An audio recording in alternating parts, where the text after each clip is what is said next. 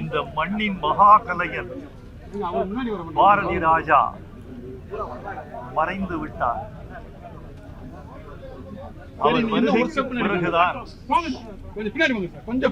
தமிழ் திரைப்படம் வாழ்வியலை பேசியது, கிராமத்தின் அழகியலை பேசியது.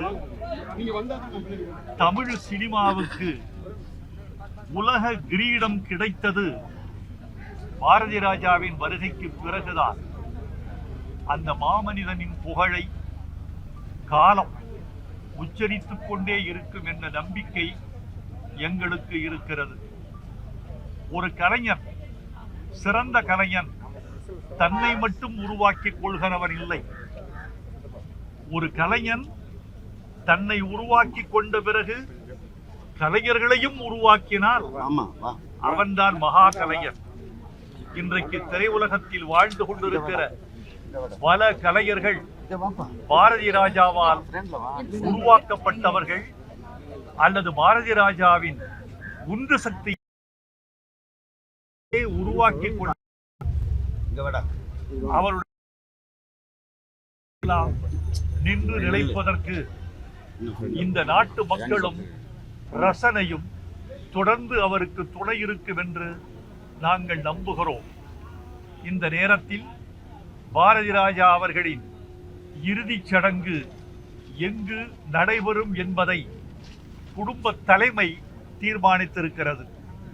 பாரதி ராஜாவின் குடும்பத்தார் பாரதி ராஜா அவர்களை அவர் பிறந்த மண்ணில் அடக்கம் செய்ய வேண்டும் என்று தீர்மானித்திருக்கிறது.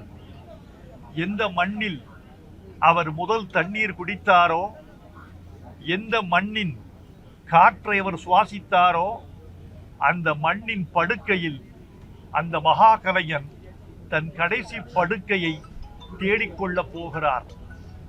நாளை முற்பகல் அவரது உடல்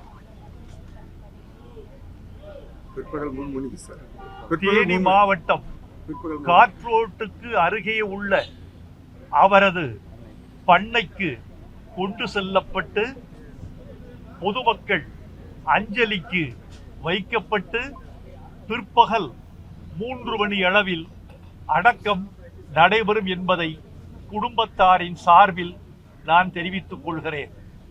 இந்த நேரத்தில் தமிழ்நாட்டு அரசுக்கு கலை உலகத்தின் சார்பில் எங்கள் நன்றியை தெரிவித்துக் கொள்கிறோம்.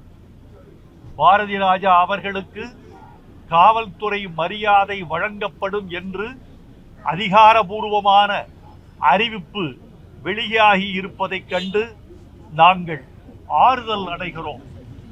அந்த அரசு மரியாதையை வழங்கிய தமிழ்நாட்டு அரசுக்கு எங்கள் நன்றியை நாங்கள் தெரிவித்துக் கொள்கிறோம்.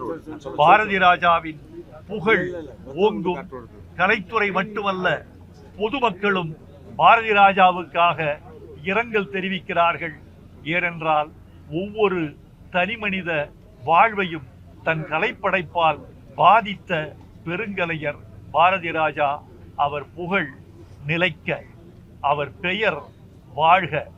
மரணம் என்பது அவரது பௌதிக உடலுக்கு மட்டும்தான், அவரது கலைக்கல்ல.